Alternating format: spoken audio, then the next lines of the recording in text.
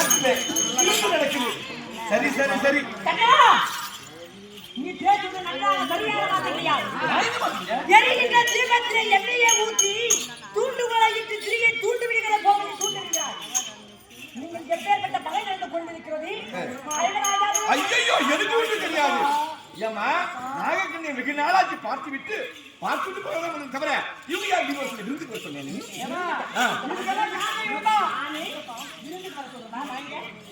சூதுக்காரா அட வாதுக்காரா எல்லாம் உங்களா வந்தலாம். சரி குடும்பமாச்சு ஏ இரு இந்த மாதிரி குடும்பமாச்சு உங்க பழப்பாச்சு எதை பண்ணீங்க நான் வரம்மா ஏமா லட்சுமா கூட பெரிய ஒரு வார்த்தை சொல்லவே இல்லை. நான் சொல்லவே இல்லை.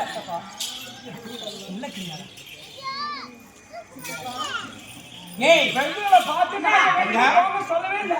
முன்னால் நின்று கொண்டு தைரியப்பட்டு வேலை கிடையாது. அது ஒன்று கிடையாது. அனைவரும் சுகமிட்டு வாழ்வா. சாட்சி கொடுக்கிற தவிர நீங்க ஒன்று சொல்ல கிடையாது. எல்லாம் நல்லா இருங்க. எல்லாம் இருங்க. என்னடி என்னடி ஏய் போடா சாமி வருதுடா. என்னடி செய்ய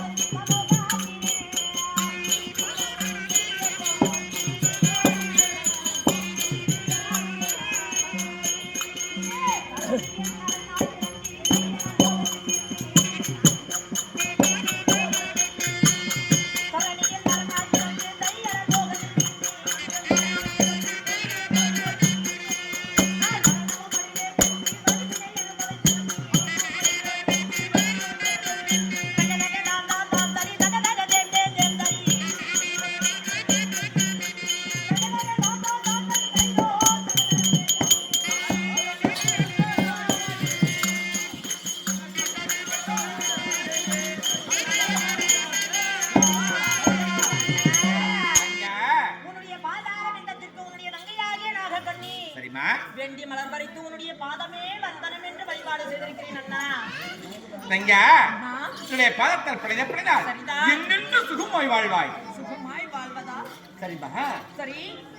இவர் யார்? இவர்கள் இதற்கு வந்தார்கள். விருந்து முடிஞ்சு விட்டதா? அண்ணா தங்கா என்னடா இப்படி பாத்தியார் என்னை குத்தி குலை செய்கிறாய்? ஏம்மா பகைத்து உன் கணவர்மார்கள் நாக்காட்டில் இருக்கார்கள். சரிதான். இன்னும் விருந்துக்கு விழுத்திருக்கிறாயே. அண்ணா விருந்துக்கு வரவழைத்தேன் என்று சொல்லி விகடமாய் பேசி என்னை வேதனை சரி. ஓ, அவங்க உன்னை கூட்ட வந்திருக்காங்க. ஏய், நான் பேசிக்கிற வரைக்கும் நீங்க மூடிக்கு இருக்கணும். மேலையும் கீழையும் ஏமா கொஞ்சம் திறந்து விடுங்க பார்க்கலாம். எப்படி ஆயிடுச்சுமா? அண்ணா எங்க அண்ணா என் அவையா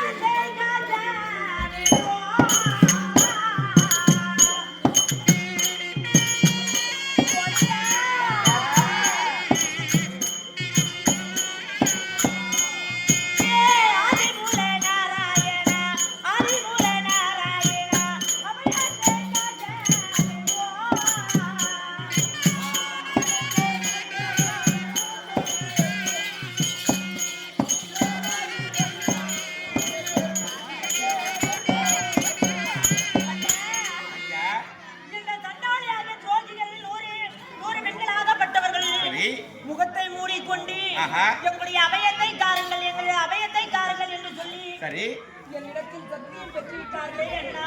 சத்தியம் குடுத்து விட்டாயா? கொடுத்து விட்டேனே. சத்தியம் குடுத்து விட்டாயா? ஆமா அண்ணா. போச்சு, எல்லாம் போச்சு. நான் பட்டதெல்லாம் போச்சு. போச்சு. ஏமா உங்க கணவர் மாறுகாவே நான் எவ்வளவு கஷ்டப்படுறேன். காங்கிரீட் சத்தியம் பண்ணி கொடுங்க.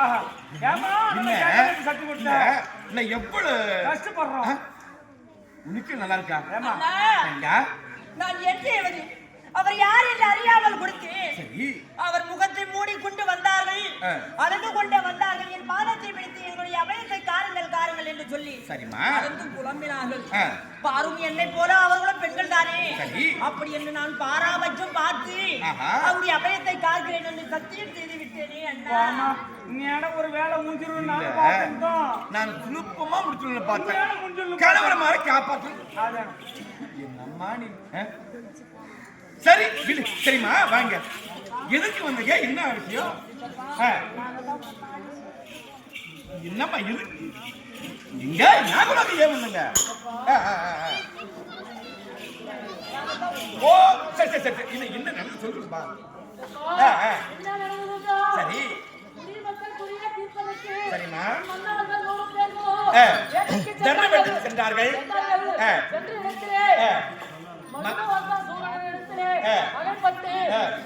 எப்படி எப்படி எப்படி நாளைக்கு நரபலி விட்டுவோம். சாகட்டும், அவங்க நாசமா போட்டும், குற்றரா போட்டும், உங்க தாலி அறுக்கட்டும், உங்க வெள்ளப்பட அறுக்கங்க, உங்க மஞ்சள் பறிக்கப்பட்டும், உங்க பூ பறிக்கட்டும், நாசமா போட்டும், நாசமா போட்டும். உங்க தாலி ஆட்டா இவ தாலி அறுக்க கஷ்டம். ஏன்னா சட்டி கொடுத்துட்டா.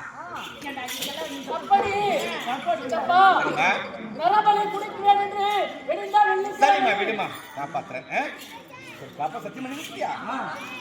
இது யாராலும் மாற்ற முடியாது. யார் வாக்கப்பட்டிருக்கா? சத்தியம் தவறாத சன்ற குருக்கள் வாக்கப்பட்டிருக்கிறாய். கோடி தவறாத குருகுலத்தில் வாக்கப்பட்டிருக்கிறாய். சத்தியத்தை காப்பாற்றணுமே இல்லையா? அண்ணா என் கோகுலநாதனா கோவலரகிரிநாதா இந்த கோதையை காத்தவேனோ ஹரி கோவிந்தா.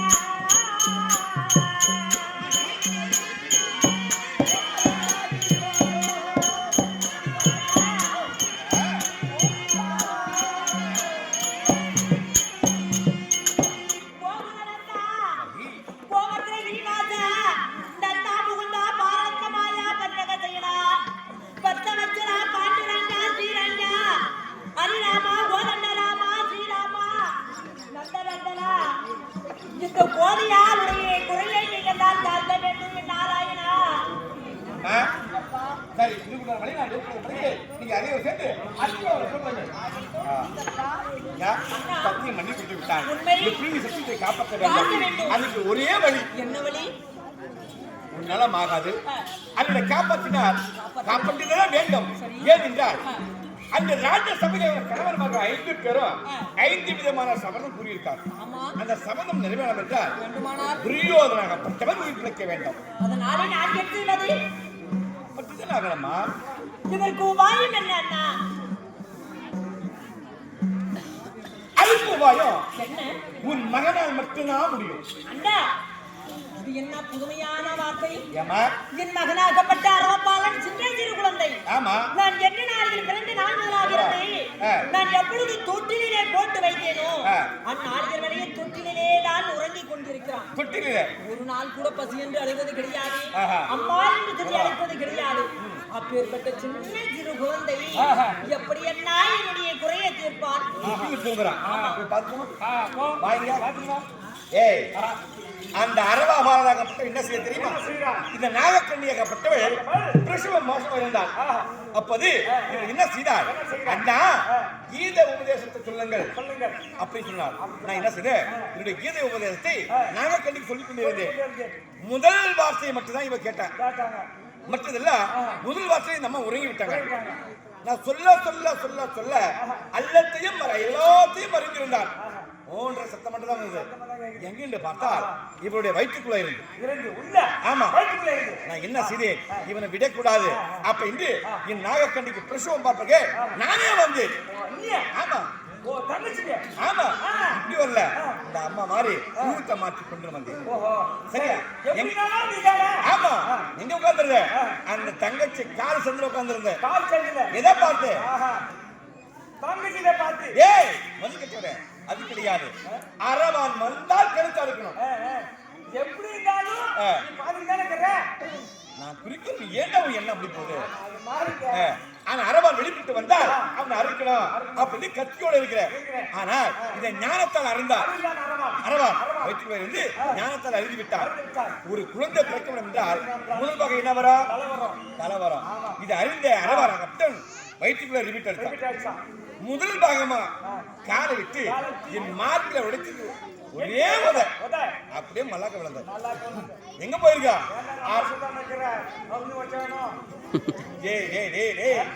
அரபமா இருக்கிறா, அவனை கூட்டிக்கிட்டு வரணும்.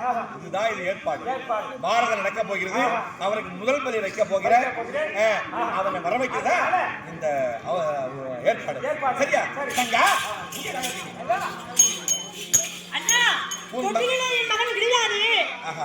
தொட்டில இருப்பது வெறும் மனக்கட்ட. அப்படி என்னுடைய மகன் இங்கே? உன் மகனாகப்பட்டவன் அரவமலையிலே வாழ்ந்து கொண்டிருக்கிறார். அம்மா, ஆமா, இத்தனை நாளாக தொட்டிலில் உறங்கியிருப்பது என்னுடைய மகன் அரவமாலன் என்று நான் நினைத்தேனே. இது பொய்யா? பொய். ஏனென்றால் அரவமலை எப்படி வருகிறார்? புலிப்பால் அருந்தி எங்க போல் சீரு, யானை போல் எடுத்து சிங்கம் போல் பாய்ந்து மிருகத்தோடு கூடியாடி நேர்ந்து கொண்டிருக்கிறார். அப்பொழுது ஆனால் என்னுடைய மகனை ஏதாவது நாகலோகத்திற்கு நான் எப்படி அழைத்து வருவது? நீ சென்று அரவமலையை சென்று மகரே என்று அழை. வருவார். தாய்ப்பாசத்தை ஊட்டு. நாகமலைக்கு நான் சரியாக செல்வதா? அண்ணா, என்னால் ஆகாது. சரி, அதுக்கு ஒரு வழி. உன் கூட நான் வருகிறேன். ஆனால் அவன் கேட்பார், அம்மா உன்னுடன் யார் வந்தார்கள்?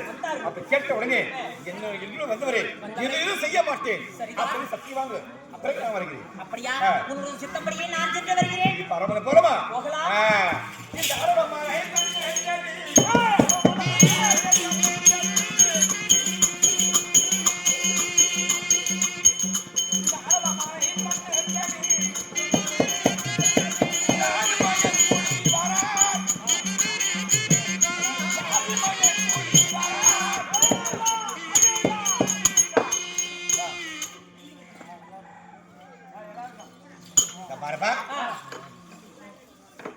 அரவமலை வந்திருக்கிறோம்.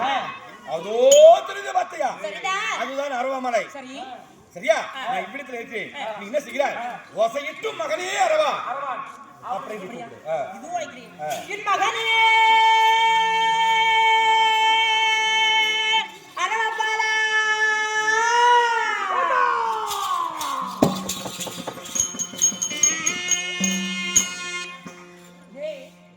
என் மகனை அரவபாலனை அழைக்கிற போது என்ன வேற ஒரு குரல் கேட்கிறது.